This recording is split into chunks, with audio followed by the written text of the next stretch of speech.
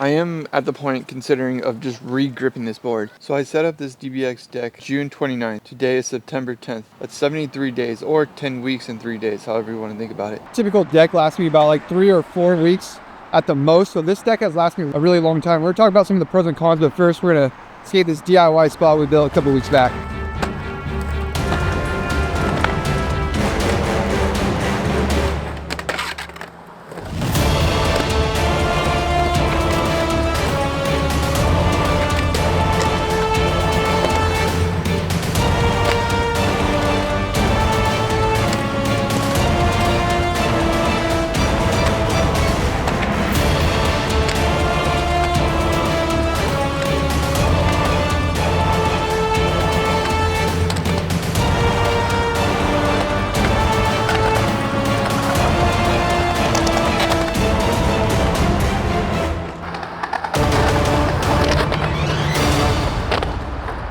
Like I said, I've been skating this board for a while, but actually before we get into this deck, let me just show you something.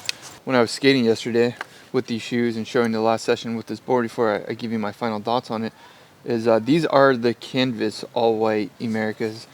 And like, I sweat so much, I don't know if you can see it, but like the sweat kind of came up in through the canvas and I have this giant sweat line.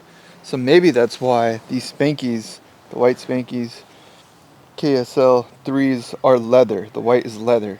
Maybe so like you don't get those crazy sweat lines that I ended up getting with these shoes. My ADHD just kicking in. I figured I'd show you that. Let's talk about some of the pros and cons of this deck. What I like about it, what I don't like about it, who it's for, and maybe who it's not for if you're considering getting this. Obviously, it is a little more of a premium product. It's a little more expensive. So the kind of ultimate question, of course, is it worth it to pay a little more for the DBX Deluxe wood? Something else I will mention right off the bat is Deluxe just came out with more graphics and more sizes and shapes in this board. I think the more that people are willing to buy it, then the more shapes and things they'll do. Like maybe they'll do the true fit, true mold, maybe they'll do the mellow concave. I'm sure they'll make more shapes and sizes depending if people actually like the wood. So obviously the one biggest thing that right away has been proven is just the durability and strength. Like I said, I would never be able to skate a regular board this long. There's no way in hell I would be able to bring it to Europe and back and be able to skate it. So with that said, I'll show you some of the footage while I talk about this from my recent trip to Paris and then southern Italy. I wasn't intending to skate a lot on this trip, however, I chose to bring the DBX board because I just knew it wasn't going to break. It's probably going to be the best option for not having to bring multiple decks in case something were to happen. So that is one thing to say right off the bat. Like if you're going to go on a long skate trip, or say if you're going on 2 months of a skate trip or going somewhere international, I think having a board that's this strong and this durable is going to be a big advantage. That's why I chose it. So I didn't have to bring an extra deck. I wasn't worried about it snapping or losing pop or anything like that. And the other thing I should mention to the point of durability is that it was raining in Paris a few different times and I was having to skate through some puddles. Unfortunately, some spots that I really wanted to skate and get back to just had a bunch of water on them, not because they're raining, but because they were power washing it. I didn't have time to go back, but I still skated through some of the water. Probably shouldn't have, but the board didn't get soggy at all. So I think that's another thing to consider. Depending on the weather conditions where you live, I live in a very hot, sunny area, so I'm not normally worried about waterlog or anything like that. However, I do skate ditches, which tend to have a lot of water. My board shoots out, gets some water. Hasn't been a big deal at all. I don't feel like the water has affected this board at all. Just something to think about that I never would have considered unless I took it on that Europe trip. So it is going to be a really good board if you're traveling and you don't want to have to bring multiple boards. I think the use case for that obviously is slim. Not everybody's traveling all over the place and bringing a bunch of different boards. It's probably going to be somebody that already gets free boards that it's doing that, but I just thought that was something interesting and would have never thought about. The skateboard was kind of the back burner of this trip, if I'm being honest. I never had any issues with like the pop or losing any of its strength or anything like that. If you leave a normal deck in your car, at least here in California or where I was, over time it does start to mess with the integrity and the durability, the pop, everything like that in a board. So I would say the weather was something I never would have considered, but yeah, that's something to be thought about. If you're skating spots like me where I have ditches and your board shoots out into water potentially, it's not going to play a really big factor, at least in my case. Like it still has just as much good pop, everything like that. The snap, it sounds just the same as it did. Look at that noise. That's on my ramp. Sounds just as good as when I got it. So yeah, overall durability, I think this thing is amazing. I've never tried the flight deck or the VX deck, but somebody had commented on the last video when I set this up. The big difference is that those decks do feel a little more spongy, and with the DBX deck, it feels a lot more hard. And I can believe that. I've tried my friend's PAL flight deck, and it just felt a little bit different. Like, I think it's still snappy and everything like that. It just doesn't feel as hard. I think there's a little more flex in those boards, so they're durable. They stay the way that you get them for just as long, but I don't think they're as snappy and as stiff of a board that this DBX board is. It is a much lighter board as well. So if you're gonna start thinking about like having a hollow kingpin and a hollow hanger, having small wheels, and you want a really light board, then this thing's gonna be great. Obviously I have rails on my board, so I'm not the person worrying about weight and whether the board is heavy or not, but it is something that I've noticed when you're flipping it, doing kick flips, tray flips, anything like that, it does skate different because the deck is lighter, so the way that it flicks is much different. And then same thing when I was doing airs, like lean airs, backside airs, I feel like there was a little bit of a subtle, very almost unnoticeable, but a subtle like lightness to it that felt like it was easier to like lift it into my hand with doing certain tricks. It hasn't changed at all. Like even with the water in it, doesn't feel like it's heavier or anything like that. It honestly feels like the same way that I originally got the board. The only thing that sucks is obviously my grip tape is destroyed because I've been going through different weather. I've been skating at different spots. I have multiple board setups, so if you see me skating other boards and not this board in videos, it's probably because I was skating a skate park most likely. So I have a skate park setup, and this has become my street setup because I feel like it is more durable. The next thing I wanted to get into is the chipping. Because it's 6 layers, I feel like there's less of a board to hit. So like when it smacks something straight on, your board shoots out, or when you normally would get a chip, like when you trying to trick and your board just hits the nose or the tail, etc. Even the side, sometimes you get chips. Pretty rare, but normally it's on the nose and the tail. I haven't had any chipping, any issues at all, and I have been skating spots with this. So I think something about having less thickness of a board, like since it's 6 plies, I think there's less of a flat space in the layers to hit and kind of explode the different 7-ply layers. So something to think about. I don't know, just having that one less layer matters as much as it matters that it has the DBX formulated middle layer. So that middle layer seems to keep everything together really nice. I haven't had any issues with chipping at all, and I was actually kind of surprised because there was definitely times where my board shot out. I was like, oh, here we go. You know, you see the board just going a million miles towards the center block ledge, and you're like, it's gonna chip no matter what. I'm not gonna run after it. And every time, like, there's literally, like, it didn't even get dinged up. It kind of like just bounced right off it, to be honest. Like I said, the worst thing is the grip tape. So if you get chips often or skating a lot of flat ground, your board shoots out a lot, and getting chips at the skate park, I do think it's going to be an advantage having this board. So overall, I'd say the strength, the lightness, the durability, getting less chips, the weatherproofness of this board, and just traveling made it like a pretty positive experience overall. When it comes to like a negative experience, I would say getting the rails in is the biggest issue, and that seems to be the common theme. After I made that first video, a lot of people had said they had similar issues when they set up rails with the VX or the flight deck, any other kind of like resin type of skateboard technology board where it's not just a 7-ply. At one point, my rail actually did snap because it wasn't in all the way, and you can see right here, basically I had to take it off and I re-drilled it. What I did though is I put a layer of tape in between the rail and the board, and ever since then it's held up. The other one held up all the way, the other one's actually flush, and I think it's because I have low profile rails and the screws that I use are really small screws. So you know, people have mentioned you can use sex bolts and all these different things. There's different ways to get your rails on, but I will say that is the one negative experience with this board, is getting rails in it is very difficult. However, I was able to figure it out using just the layer of tape to take up some of that space in the nut, and then not only that, to just like prevent any of those little tiny seams, basically when the screw does go all the way in, and then when you're board sliding or you're hitting something, it kind of nags and grabs that little bit of leverage and tears the rail.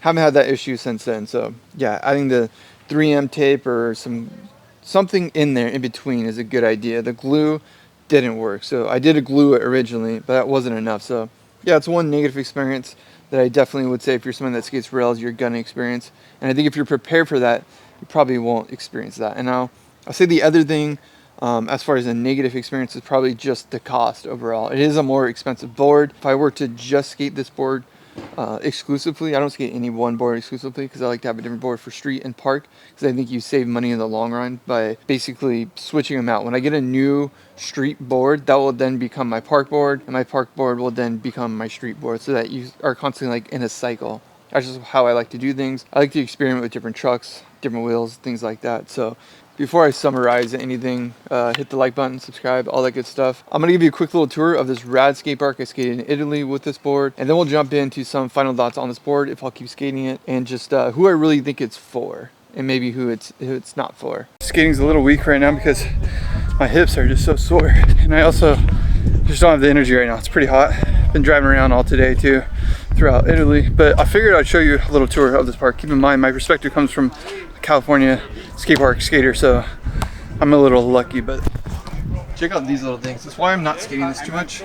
It looks like they almost put like drywall in there to patch the holes. There's one right here too. Like, I mean, it's obviously still skatable, but that is right where you come in to do a trick and come out to do a trick, so a little scary. And they have the capabilities, like look at, they must have recently patched this up, little lip. Got this nice little lip. I will say, this is one of those parks where I could skate here all day. If this was my local park, I'd be super hyped. Nice little hip going uphill. This thing is kind of similar, like it's pretty loose when I was skating it. I don't know what's going on. You know what I mean? I think it's just one of those things where you have a skate park right next to the ocean.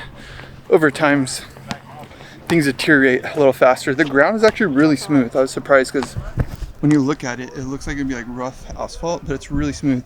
There's just certain areas, like this transition. I don't know if you can see. It's kind of rough, but then it's smooth here. I don't know if that's just like when they finished it, they did different trowel work. Like certain walls are rough, other walls are really smooth, but no complaints. That this thing is like really cool, but damn near impossible because it's got these little seam grouts. It's actually really rough. I thought it was granite at first, but I think it's some other material. It's fun though. I just love that it's downhill. You got these little kind of like bankments on the top of the deck that you can keep rolling down. Let's get the top of the board, the top of the skate park. Now, obviously I'm the only one here right now, so as far as flow goes, the flow is amazing. But if there's multiple people here, I can see that being a little bit of a challenge. The coping is really nice. I think it stuck out a little more than what I'm normally used to. Like coping kind of sticks out in certain areas and then not in other areas. Like it's just not perfect, and personally I like that because I like DIY stuff, so that to me is not a problem. The bank, super fun bank. It is actually like really gradual. Like it's good transition, but then it kind of like dips over. So like doing curl block or anything on there was actually kind of weird at first. Got used to it, but I love these little round dips too. As you make your way up to the top, full jam up there. I didn't hit it because it's super steep. I will say it's one of those parks where you kind of can tell that someone that didn't skate built it. Not sure how many ski park design groups they have out here. I mean, Dreamland, Grindline, California ski parks, they build skate parks all over the world, but you can tell like the transitions are really good, but there's just little things like the narrowness of this flat rail, for example, and I think they just went not to the ground, like they just welded it. So it's like earlier, you see what I'm saying? It's got that, I don't know if you can see it, it's got a wiggle to it. A wiggling. It's like when I was just doing a board side, it was like wiggling on the board side. Not a complaint, I'm just saying this transition is really good right here. So again, might not be a skate park group that designed it, but that's really nice transition, kicks you up. I think it'd be a good quarter pipe to learn like backside airs on or something. Similar issue where it has some like chipping on the lip. It's not too bad, like I can see that like for a beginner being an issue, but you know what I mean, like dropping in and stuff, obviously you just avoid it. But yeah, these little hips, all in all, really fun skate park. I'm glad we stopped along the way for a road trip right now, but gonna get some food, keep on moving. But yeah, super hyped to check this place out just because of the view. I mean, look at that, all the water over there. Got my beautiful wife over there on the bench. It's nice. I like that it's all downhill personally. I can use that right now. And then it looks like some locals brought some stuff here and they actually like changed it down. So you got a little DIY box right here. Pretty sick. A little rail. This rail actually looks really good. How low that flat rail is. It's like the perfect flat rail to learn tricks on. I would love that, to have that at home. Yeah, all in all, really fun skate park. The only other last thing I would say as far as like potentially negative before I summarize is that you do have less layer. You are going to get razor tail eventually, and that's probably going to be the one thing or the one reason you actually change your board. In my experience, I actually changed boards because they lose their pop and they start getting chipped and they start just getting really banged up. That's normally why I change it. Razor tail does play a big factor, but if you're someone that like as only changing boards when you get razor tail and none of the other factors really mess with you, this board may not be worth it for you. I will say, however, just to kind of play devil's advocate a little bit, I haven't gotten razor tail nearly as fast as I had with the 7 layer. So I'm down to that basalt layer back here, as you can see, that black layer. And it is starting to go slower once I've gotten to that layer. So yeah, I do have some razor tail happening. It's inevitable. I do a lot of tail slides, pop shove it's like tricks that are gonna get razor tail. Even like trying to do tail block slides sometimes I'll do, or just stopping, honestly. Sometimes it's just you happen to drag your tail. You never really want to do that unless you're just trying to have fun. But yeah, I think that is probably one of the last negative things I would say about it is like, because it's 6 layers, you're gonna get razor tail potentially faster. But in my experience, I didn't. I think because of the durability of the board, I'm down to that layer. It is something I think you should consider if you're one of those people. Like I said, it gets razor tail faster than any of the other things get worn out, then consider it. But in my experience, I would say the razor tail actually wasn't as fast as I would expect it to be, considering it's only 6 plies. I think I got razor tail faster on my normal 7-ply board. So like I said in the beginning, the setup video, in case you missed that, this is an 8.5 board. It is 31.85 long and it is a 14.25 wheelbase. The nose is a 6.8 and the tail is a 6.37. So it is the shape that I really like, and I know a lot of people out there want this basalt board in the true fit or their specific shape. I think that'll happen over time. I am at the point considering of just re-gripping this board because I think it will feel fresh on the top. Right now it's just like it's curling up in certain areas, and this is like pepper grip. It's the good grip tape. It's curling up in certain areas. It's really dirty, but the board overall is really good. So I'm going to continue skating this. I'm just going to keep experimenting with it. Maybe I could skate it for 6 months. Who knows? I think if anything, I'll just get bored of the graphic and the rails, and maybe I'll have to change that. Could even like spray paint it. So overall, I think this board is really good. If you have the means to upfront the cash and get a board that's a little more expensive, a little more of a premium board, I think it's worth it. Especially, I'd say especially if you're a skate park skater. Like if you just go to the skate park all the time, you're skating transition, maybe a little curb here and there, this board is going to last you so much longer than your regular skateboard. If you're a street skater and you're flicking your board a lot and you are the type of person that's going to get razor tail really fastly, it may not be worth it for you in the long run. Otherwise, I'd say 100% worth it. Really good board. I love it. If you have any other questions, let me know down below. I'm going to keep skating it and we'll see what happens. All right, guys. Mesh.